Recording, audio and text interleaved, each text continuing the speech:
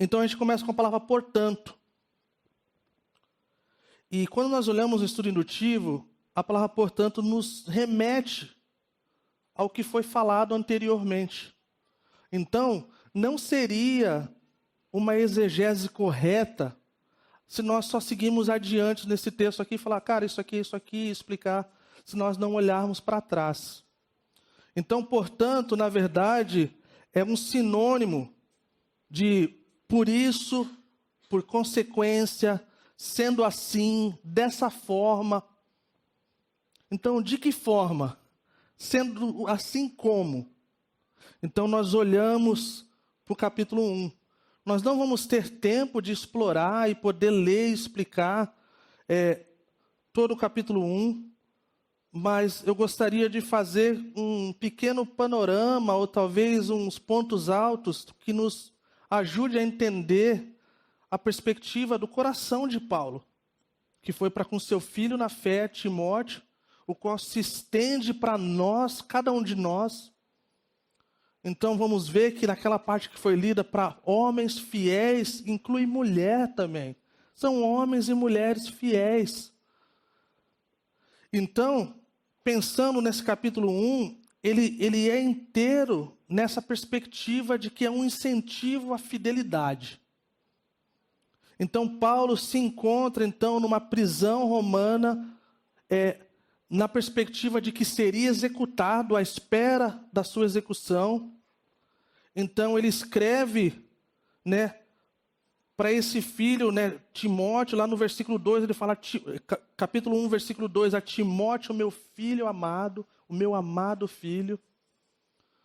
Então ele é um filho na fé, alguém que Paulo investiu. E então nesse incentivo à fidelidade, ele fala de várias coisas que são muito pertinentes a nós entendermos o contexto. Ele começa com uma saudação, aí ele fala de coisas boas, de memória. Ele fala uma coisa que chama a nossa atenção acerca do nosso tema da conversão e discipulado, que ele fala assim que a fé que ele via naquele jovem, ele veio da avó e veio da mãe, e agora se encontra nele. E aí ele segue adiante, ele exorta esse filho amado a ser corajoso, a ser ousado. É importante lembrar que quando o Senhor nos encoraja nas Escrituras acerca de sermos corajosos e ousados, é porque nos falta coragem, é porque nos falta ousadia, de tempo em tempo. Ele fala acerca dos dons que Deus deu para aquele jovem, que deveria ser usado, que ele não se vergonhasse da salvação, que ele não se vergonhasse do plano de Deus. Fala no versículo 7 que Deus não... Estou no capítulo 1, tá, pessoal? Que Deus não nos deu um espírito de covardia, mas de poder, de amor e equilíbrio. E nós precisamos disso mais do que nunca. No versículo 8, ele começa com a palavra mais uma vez, portanto, diante dessas coisas que foram expostas, não se envergonhe do testemunho do Senhor e nem de mim que sou prisioneiro dele. Fala do evangelho segundo o poder de Deus, e nós precisamos do poder de Deus para poder cumprir o chamado de Deus na nossa vida. Ele afirma a confiança acerca do que Deus tinha na vida daquele jovem. Ele exorta aquele jovem a permanecer fiel. Fidelidade é uma coisa que está em falta no mercado nesses dias. E importa muito fidelidade. No final, lá nos últimos versículos, do 15, ele fala do exemplo de pessoas infiéis.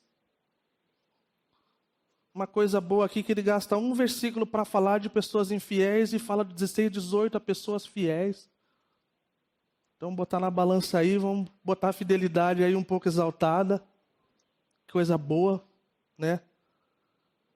Mas assim, então, diante de todas essas coisas, de todo esse incentivo, de toda essa questão da afirmação e exortação, diante dessas coisas, meu jovem, meu filho amado, fortifique-se na graça que há em Cristo.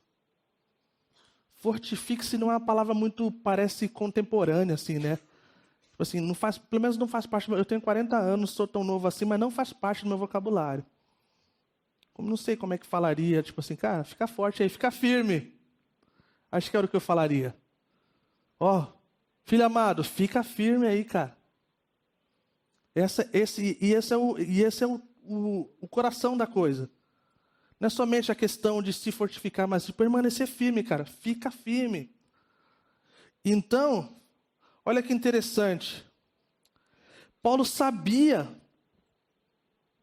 e eu gostaria de, como pastor da igreja, que você também soubesse que quem deseja fazer a vontade de Deus, cumprir o seu querer e ser tudo aquilo que Deus deseja que sejamos, nós precisamos de graça divina e sobrenatural.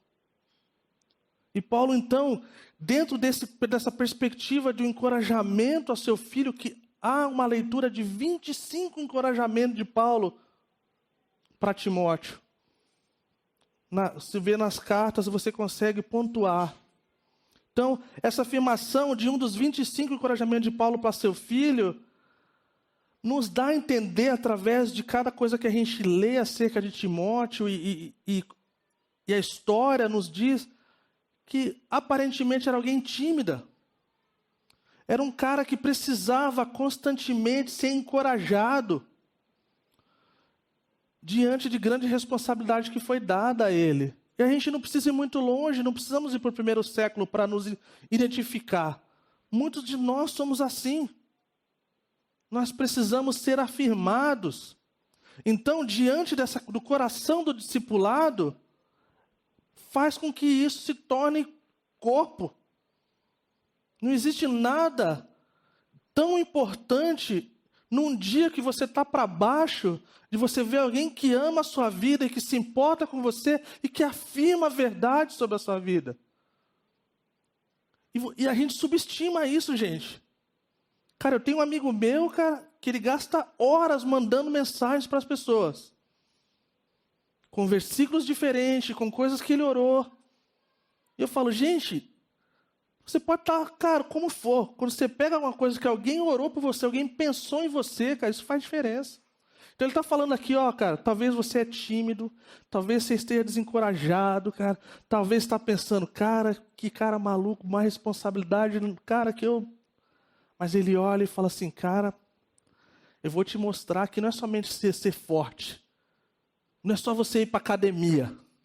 Tem um lugar para achar essa força. E essa força é a graça que está em Cristo Jesus. Sabe aonde você encontra a graça? Em Cristo. Não tem outra fonte. Ele é fonte de graça. Ele é fonte de favor. Ele olha para nós, ele nos vê redimidos se nós somos dele. E nós sabemos que nós não merecemos. Então, tudo que flui do alto mexe com a gente, ou deveria mexer. Deus está constantemente desejando fortalecer o seu povo. Ele falou através da história que ele fortaleceria o fraco, que defenderia o aflito, que seria a força quando havia fraqueza. Mas existem tempos e momentos da nossa vida que nós precisamos de graça. E se você for voltar lá no capítulo 1, é interessante que a saudação de Paulo, ela estende um pouco mais do que o graça e paz. Ela estende para graça, paz e misericórdia. Acredita-se que líderes e pessoas engajadas no ministério precisam de mais graça e misericórdia do que qualquer outro povo. E eu concordo. Paulo conhecia bem essa graça. Vamos abrir a palavra no 2 Coríntios, capítulo 12.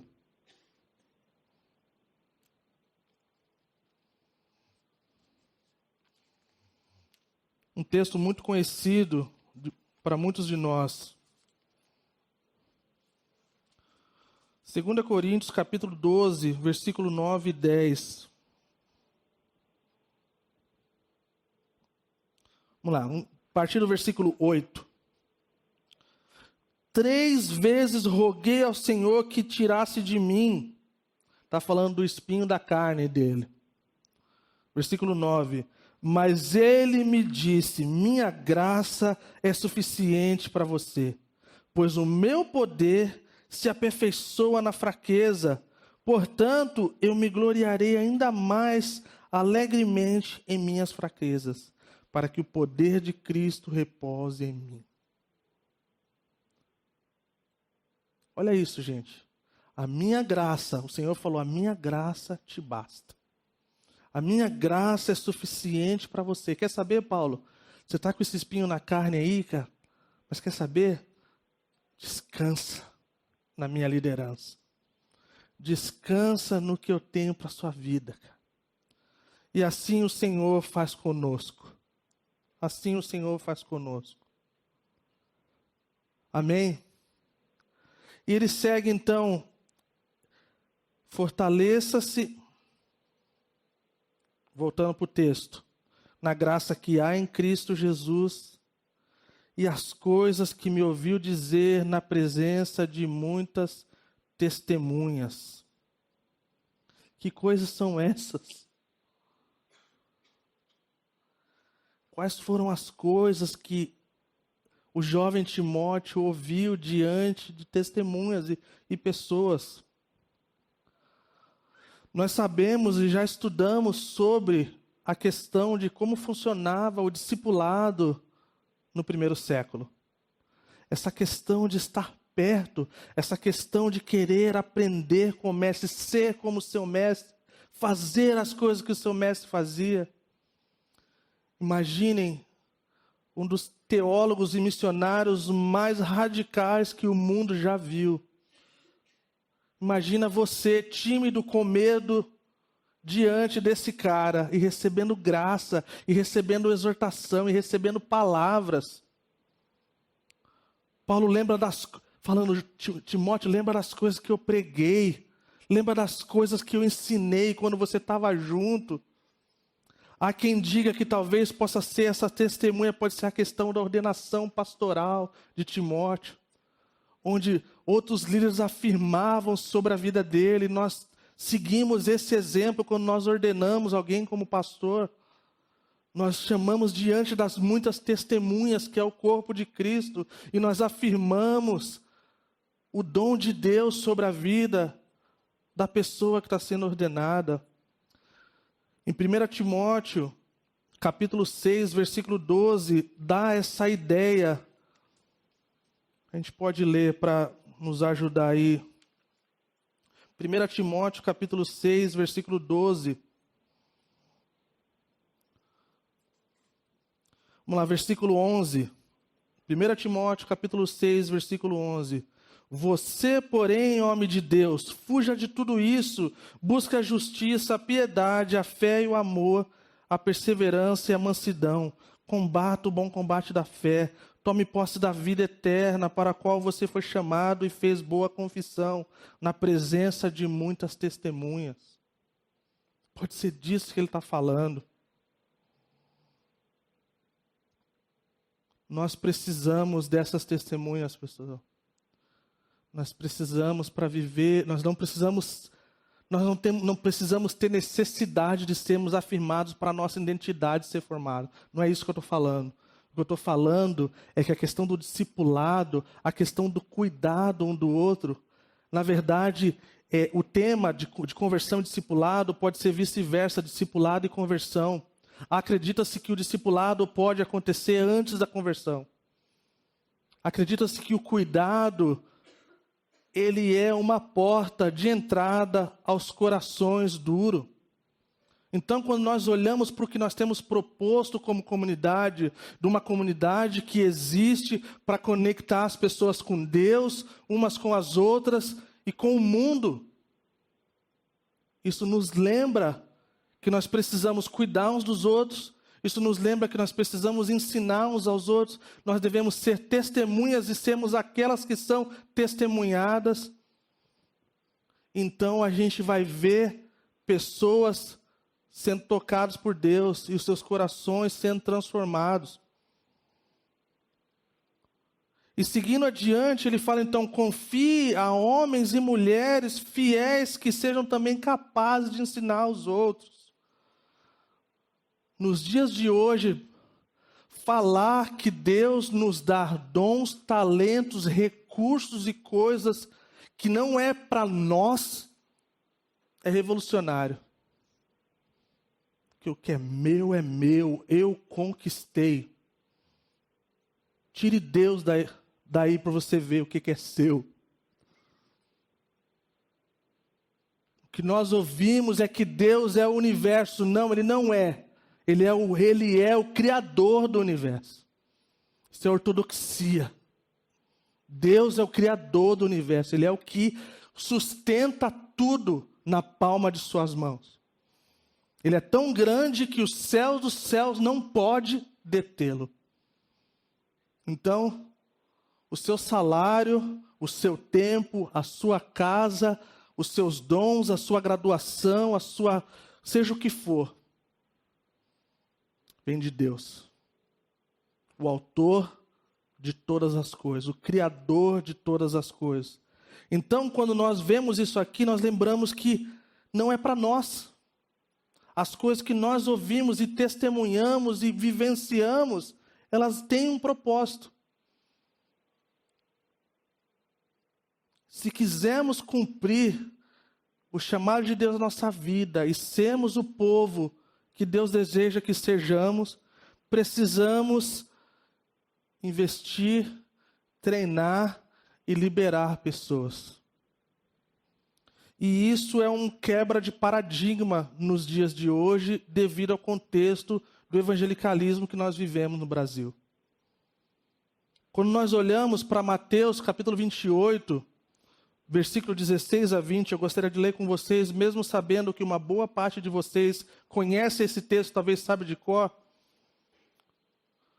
Isso nos ajuda a lembrar que nosso desejo é ver pessoas não crentes aqui conosco. Então pode ser super óbvio esse texto para você, mas para outras pessoas não. Então isso nos ajuda a treinar.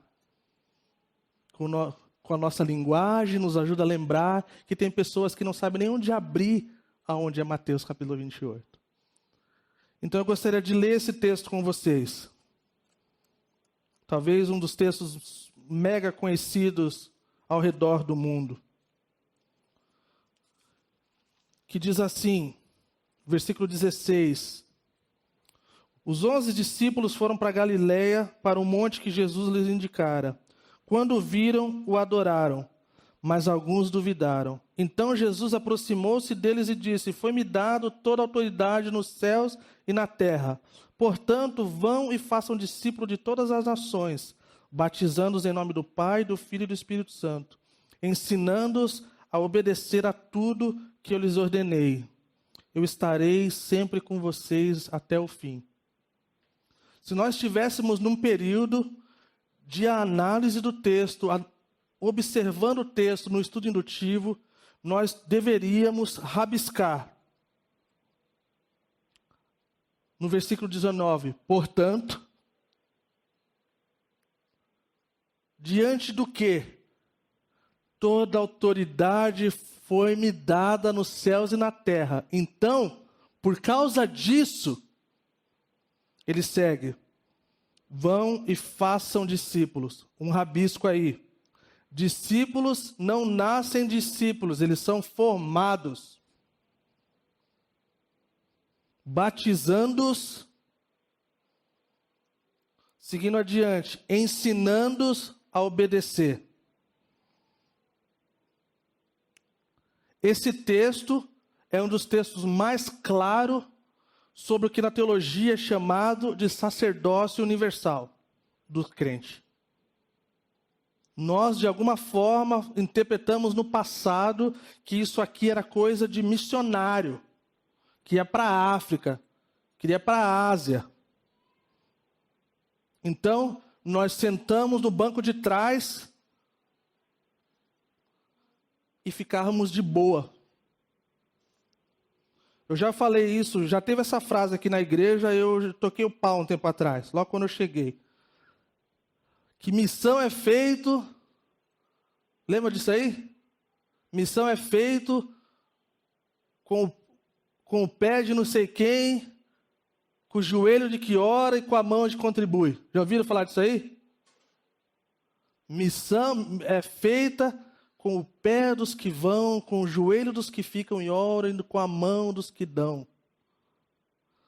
E aí eu falei, mano, missão é feito com todo mundo, com todo o pé, com todo o joelho e com toda a mão aberta. Acabou. Não é do fulano, é o meu pé. Não é o joelho do ciclano que tem um negócio com oração. Também. Mas é o meu joelho. Ah, das finanças, não é do fulano lá que é generoso. Não, sou eu. É a gente. Então, isso nos remete ao discipulado e à conversão, que não é feito para um grupo especial. Esse grupo minoritário, ele é de extrema importância e seria uma crueldade e eu falar coisa contra isso. Eu dei minha vida para isso. Quem me conhece sabe, eu dei minha vida para isso. Eu abri mão de muita coisa, o qual eu não me arrependo e jamais me arrependeria. Mas o nosso clamor é que cada um de nós tenha essa consciência de que não é eles, é nós. É nós. Olha o coração de Paulo acerca disso. Colossenses capítulo 1, versículo 28 e 29. Esse é o coração apostólico do apóstolo Paulo. Nós o proclamamos, advertindo e ensinando a cada um toda a sabedoria, para que apresentemos todo homem perfeito em Cristo. Para isso eu me esforço, lutando conforme a sua força que atua poderosamente em mim. Cara, Paulo não dava lugar para passividade. Paulo não dava lugar para sentar no banco de trás. E isso, mais uma vez, nos remete ao que nós temos chamado a atenção acerca do discipulado. Atos capítulo 2, versículo 38.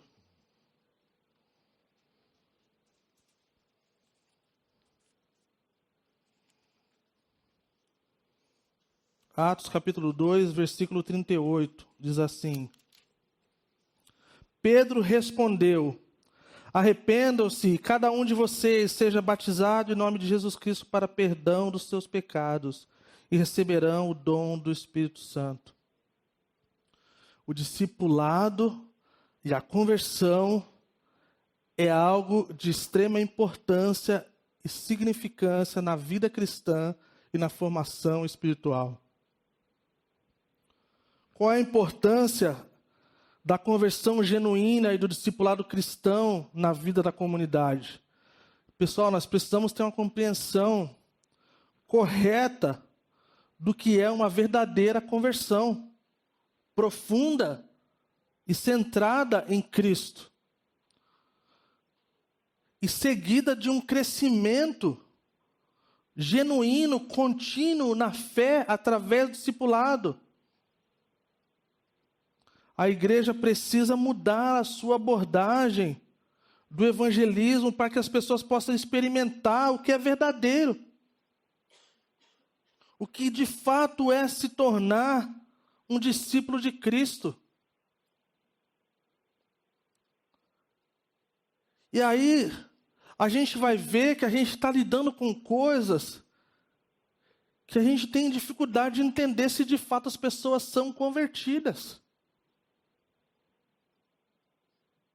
Nós pegamos aí casos que nós temos que lidar com pessoas que estão anos na igreja. E quando nós nos deparamos com situações, nós falamos, cara, não tenho certeza, mano. Então, para falar dessa questão, eu gostaria de pegar só um pouquinho de tempo. Talvez alguns de vocês falem assim, mas cara, o que é conversão então? de forma bem simples e singela, conversão é um giro de 180 graus. Nós estamos vivendo uma vida, por mais que a gente achasse que era bela e maravilhosa, sem Cristo, não tem como ser linda e maravilhosa, só parece.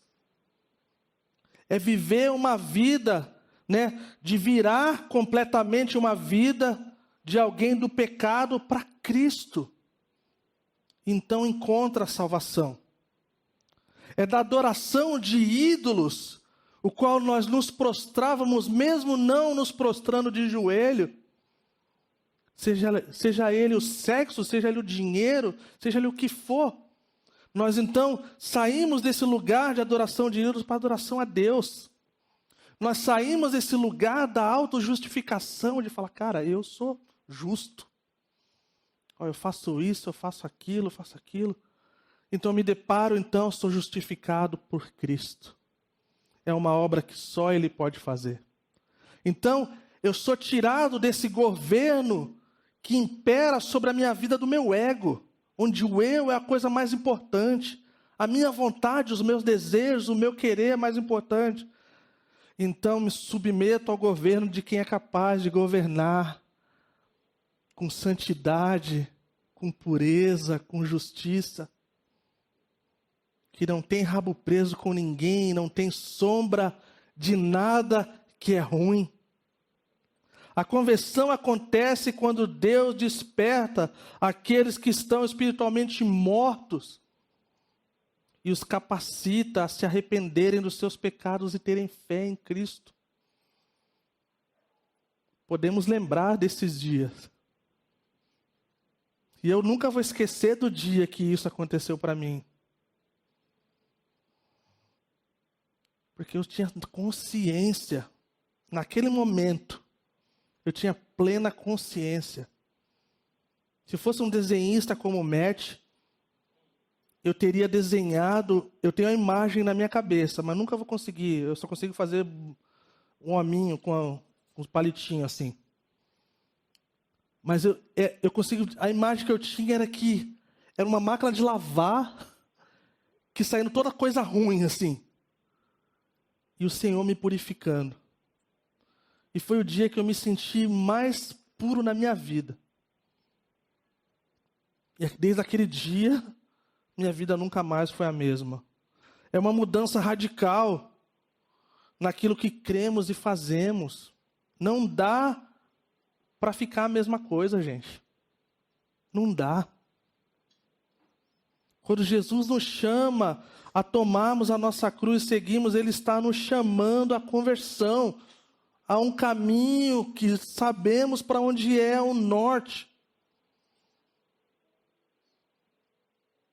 Chamar pessoas ao arrependimento hoje também é uma coisa revolucionária.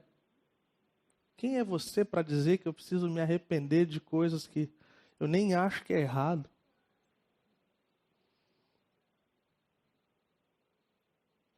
Quando nós olhamos para as Escrituras, a gente é lembrado de que aquele que roubava, não rouba mais.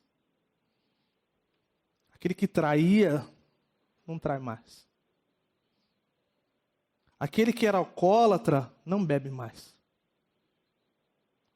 Aquele que não entendia o que foi criado para ser e vivia do lado oposto, não faz mais isso.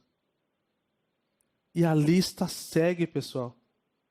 Segue acerca das nossas paixões, segue acerca da nossa sexualidade, segue acerca dos nossos prazeres e desejos. E não, no final, o que importa é o que Deus fala para a gente. As pessoas podem falar o que quiser, mas o que constitui a verdade é a verdade.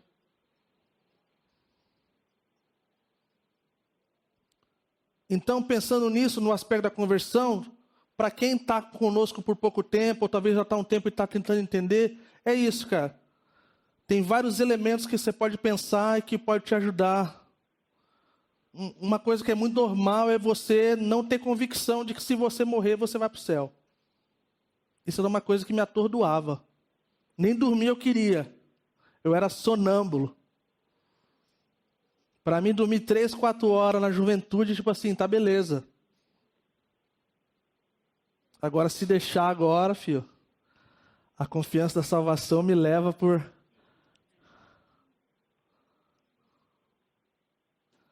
Seguindo, acerca de pessoas fiéis. Confiem em pessoas fiéis. De tempo em tempo na igreja nós temos pessoas querendo fazer coisas, servirem. Normalmente eles querem pregar, ou ministrar louvor, ou coisa assim, tipo... Eles acham que é alguma posição de status, assim. A gente que está no rolê, a gente fala assim, mano, queria estar lá atrás, lá, de boinha. Os caras me colocaram no rolê. Não, no meu caso não, né? Falando dos outros. Mas sempre tem pessoas assim. Normalmente eles vêm com ideias e tal. A gente faz uma avaliação básica assim de alguns segundos e falam, não vai rolar.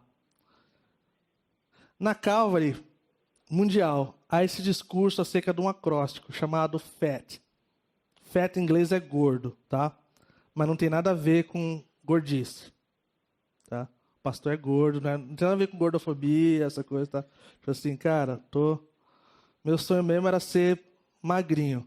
Mas aí precisa uma caminhada mais santa acerca da alimentação e do exercício. Mas tá bom, não vamos desvirtuar. FAT. Que quer dizer F de faithful, que é fiel. A de available, que é disponível. E o T de teachable, que é ensinável. Então, é uma abordagem muito interessante, que é muito bíblica, quando você coloca ela dentro da perspectiva cristã. No nosso meio, no geral, nós temos pessoas de vários tipos. Nós temos alguns de nós que somos extremamente fiéis dentro do possível, não tão disponível e pouco ensinável. Então, não dá. Porque não dá para caminhar quando falta esses elementos. Não dá. Mas eu não sou assim, tá bom. Vamos lá. Cara, como é que funciona essa coisa? Alguns de nós somos disponíveis, ensináveis, mas falta fidelidade. A pessoa não consegue por muito tempo. Não dá para contar com a pessoa. Você fala 6, a pessoa entende 20. Você fala A, a pessoa entende W. Você fala assim, cara, vamos lá, vamos voltar, vamos rever as coisas aqui, cara. Então, um exemplo de pessoas que querem servir, serem qualificadas na questão de serem fiéis, a confiar essas pessoas que sejam capazes de reproduzir, é o mínimo de requerimento. Na verdade? Tipo assim, cara, você não quer confiar os seus filhos, sua esposa, seu marido, ou sua vida para coisas que não têm uma regularidade, uma coisa que tem uma confiança. Então, nós precisamos trabalhar acerca disso. E a única forma que a gente é capaz de lidar com essas coisas é no discipulado. É de poder conversar, orar, compartilhar, dar oportunidades. Nós temos caminhado como liderança, e é uma das coisas que nós temos enfatizado agora, nessa virada de ano para cá, e agora com muito mais frequência, é de nós vermos o número de pessoas engajadas na obra. E a única forma de nós fazermos isso é termos pessoas fiéis. Pessoas que estão disponíveis, fiel e ensinável. Você pode ter a maior fidelidade, a maior disponibilidade. Se você acha que você não tem nada para aprender, cara, fica difícil, meu. Fica difícil. Ou impossível, assim, não tem como caminhar. Então, essa coisa, o coração do discipulado faz essa diferença em nós. Precisamos, então, nos avaliarmos pessoalmente, coisa que é muito difícil, né, de ter essa autoavaliação e poder ter uma leitura correta de nós mesmos. Algumas pessoas conseguem, mas quando nós olhamos para a questão coletiva, é um bom indicativo, né? Assim, eu sinto que parte do meu chamado como pastor da Calvary Curitiba, e até mesmo antes disso, Deus me deu uma capacidade de olhar e ver pessoas, assim, de afirmar, de reconhecer, cara. E assim, e para mim é um privilégio poder saber que isso é parte do meu ministério. Então, assim, nós temos o desejo de ver a liderança dessa igreja multiplicando, triplicando aí, cara, nesses próximos meses e anos. Como vocês puderam ver, eu não estou apegado ao púlpito. Não estou, pessoal. Já falei isso, volto a dizer, cara. E se o pastor dessa igreja pode ser assim, todos os outros líderes de ministério podem ser assim também. Para alguns pastores é um terror imaginar em pegar férias. Ele acha que a igreja não vai viver sem ele. E aí ele volta, a coisa está no lugar, aí ele entra na bad. Porque ele viu que ele não era tão importante assim. É verdade, isso acontece nas melhores igrejas. Então, para mim, poder voltar crendo e confiante de que a igreja estava em boas mãos, estava tendo um tempo legal, cara, eu fiquei feliz e vou ficar. Então, o nosso desejo também é que nada pare porque tal líder não está. Nosso desejo é que líderes treinem líderes, que treinem líderes. Então, nisso a gente baixa a régua num monte de coisa. Não na perspectiva bíblica, mas na questão pessoal, que a gente tem o nosso jeito de pensar das coisas. Então, é uma forma de nós nos avaliarmos. Alguns de nós vão precisar ter realmente essa avaliação. Cara, será que eu sou convertido? Tem pessoas que não são convertidas, que querem servir na igreja, querem ser membros da igreja. E aí a gente caminha junto e fala, cara, vamos caminhar, entendeu? Vamos estar nessa jornada e tal. Então é um bom momento para rever essa coisa. De olhar e falar, cara, diante disso que eu já ouvi aqui, será que eu sou convertido? Porque se eu não sou, eu preciso. Entendeu? Ou tipo assim, cara, alguns de nós somos crentes aí de décadas, já nos acostumamos com a vida cristã. Alguns de nós, uma vida cristã passiva, sentado no banco de trás. E nós precisamos, então, urgentemente, de termos nossos corações avivados. Aquele mesmo fogo que o apóstolo Paulo falou para esse mesmo filho amado, que o dom da chama de Deus na sua vida não deixa apagar. E que Deus avive os nossos corações. Que Deus toque. Ele falou lá no Antigo Testamento, através de um profeta, que haveria um tempo em que ele tiraria o coração de pedra, ele nos daria um novo coração, um coração que bate por ele. Gente, a gente precisa de Deus, cara. Sabe de uma coisa? Quem está perdido sem Deus, cara, eles não têm para onde correr, cara. Se você parar para pensar um pouco, gente, vamos parar para pensar um pouco, cara. Uma das coisas gloriosas acerca da igreja de Cristo, cara. Estava conversando com um amigo um dia desse, ele estava falando para mim, eu concordo plenamente. Cara, o que as pessoas sem Deus, sem Cristo, faz quando tem uma crise no casamento? O que as pessoas sem Deus e sem Cristo, cara, faz diante de um tempo de sofrimento e angústia? Cara, vocês têm pastores disponíveis para cuidar do seu coração. E se nós acharmos que nós não temos capacidade, nós temos como pegar a sua mão e levar para um profissional. E falar assim, cara, acho que deu. Você vai receber oração, você vai ser encorajado.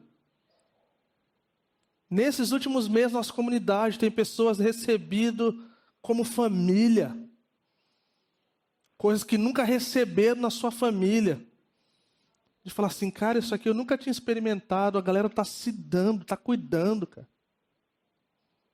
Então entra o coração do discipulado, pessoas cuidando umas das outras, pessoas se importando umas com as outras. E, gente, não requer muito pensamento para entender que um grupo pequeno é incapaz de suprir tudo isso que a gente está falando. É impossível. Por isso que a gente está falando do sacerdócio universal, todos. Quando nós falamos vamos todos juntos, é de verdade. Todos nós temos algo para contribuir. Todos nós temos algo para poder ser bênção. E eu quero terminar num tom de positividade, de dizer que eu me alegro com o que Deus está fazendo na nossa comunidade. Deus está atraindo corações para Ele. E Ele está cumprindo aquilo que Ele falou que faria, que quando Ele fosse, Ele atrairia muitos para si. Não estamos nem um pouco perto da onde gostaríamos e almejamos estar. Mas ao mesmo tempo que nós temos pessoas de todos esses tipos que eu falei, dentro dos não ensináveis, não fiéis ou coisa do tipo não disponíveis, pessoas talvez que não sabem que são convertidas ou não, que estão vivendo uma vida contrária às Escrituras, mas não têm esse crivo de entender que estão. Nós temos pessoas nas comunidades que são, sim, fiéis, cara, disponíveis, cara, e ensináveis. E isso tende a crescer. Isso tende a ser algo que só o Senhor pode fazer. Uma das coisas que vocês vão me ouvir falar bastante é que nós estamos olhando para o Evangelho de uma forma coletiva. Eu vim da Serra Gaúcha agora, depois cheguei da Noruega. Estávamos com 14 pastores, com o coração voltado para a parte sul do país. O nosso clamor é de ver um movimento do Evangelho nas comunidades menos alcançadas do sul do Brasil. Um movimento do Evangelho, novas igrejas sendo plantadas, igrejas sendo revitalizadas. E a Calvary Curitiba faz parte disso, gente. E sabe de uma coisa? Se fosse só a gente, nós teríamos uma igrejinha da Costa Rica 53. Mas quando nós olhamos para o reino, nós fazemos parte de uma família muito maior. Então, quando nós pensamos em conversão e discipulado, nós pensamos que nós vivemos num mundo caído e perdido que precisa se encontrar com Cristo e nós perdemos esse gosto. Gente, eu falo isso com um temor danado, cara. Alguns de nós perdemos, uma boa parte de nós, perdemos o gosto do que é ver pessoas se convertendo, cara. E quando nós pensamos e falamos nisso, já dá um ruim. Porque nós pensamos, alguns de nós pensam assim, mas eu não sou evangelista. Eu não sei falar que nem fulano. Eu também não, pessoal. Não é natural para mim. Não é natural para mim. Mas sabe de uma coisa? Se é verdade, Mateus 28, se é verdade, cara, as coisas que Paulo fala de confiar em pessoas fiéis, cara, para que elas possam... Isso quer dizer que tem algo a ser feito. Seja como for, da forma que for, nós precisamos, gente. Você quer ver um exemplo disso, cara? Que foi para mim, foi um ruim bom, assim, que alertou meu coração mais uma vez. Eu, o Rodrigo e o Cossi, que estavam lá no dog, lá do gringo, pedimos um dog, o cara falou, cara, vai demorar. Falou, não, tá beleza. Depois lá do negócio da seita que os caras estão jogando agora... Brincadeira, pessoal, é massa. Cara, a gente foi lá e a gente começou a falar sobre tecnologia. E aí, cara, eu entrei no negócio agora, eu tô na vibe do chat GTP e pá, os negócios. E aí começamos a falar e conversar e tinha um cara meio Espero que ele não esteja aí. Se ele está, cara, tamo junto, meu irmão. E aí, cara, e aí, vocês trabalham, licença, vocês trabalham com tecnologia? Aí foi. Resumindo a história, o pessoal de Londrina sempre acaba entre a Maria Fernanda, a Marta e o Rodrigo. Porque fez o El, não sei na onde, conhece o primo do fulano, do Beltrano, da igreja tal. Aí falaram lá da faculdade de Londrina e de repente o cara falou assim, cara, eu tenho um pastor que é amigo meu, é primo meu. Falei, cara, pastor, devo conhecer. Fulano. Falei, fulano é meu amigão. Ah, mentira. Cara, resumindo a história, nós perdemos o tato de convidar até pessoas para a igreja.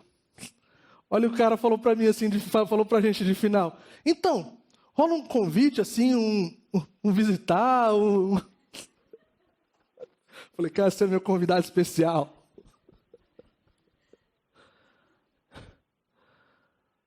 Mas é interessante, gente, que a gente talvez fique pensando, cara, não quero ser aquele cara chato. Não quero ficar, toda hora, assim. Gente, nesse espírito aí no negócio que o Paulo falou, que Deus deu para Timóteo, fala que é um espírito equilibrado. Tem como fazer um lance bonitinho sem ser ruim.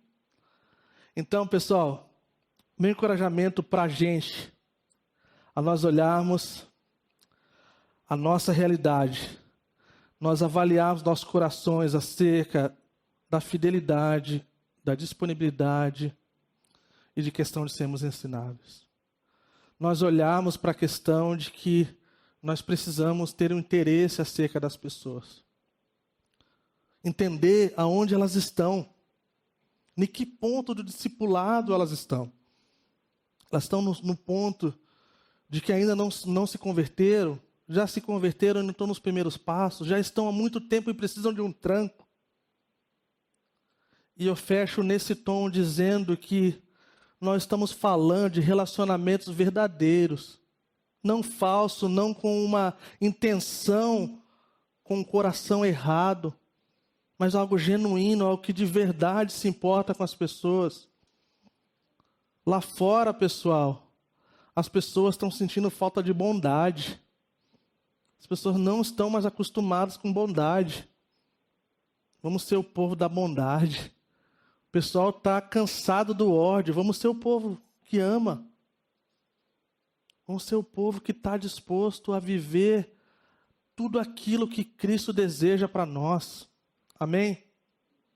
E assim a gente vai ver, não para a nossa glória, não para o nosso bem-estar, mas nós vamos ver Cristo sendo exaltado, pessoas dando a vida, se convertendo a Cristo, pessoas na nossa comunidade se sentindo parte, como protagonista daquilo que Deus está fazendo no nosso meio, na nossa comunidade, e na cidade e nas nações. E a gente vai aprender a viver uma vida distinta. A discussão hoje no meio qual eu vivo na questão pastoral é como fazer para ser uma igreja atrativa. E eu falo, eu creio muito que uma vida distinta, uma vida que sabe amar como Cristo ama, o evangelho no coração desse povo, vivendo uma vida diferente, é uma coisa que é atrativa hoje. Quando as pessoas veem a forma que nós tratamos umas às outras, quando as pessoas veem a forma que nós nos damos, da forma que somos generosos, a forma que nos importamos, como lidamos com as nossas relações, seja com os nossos cônjuges, ou com os nossos filhos, ou com os nossos amigos. Está em falta no mercado isso, pessoal. E isso é algo extremamente atrativo. Vamos orar?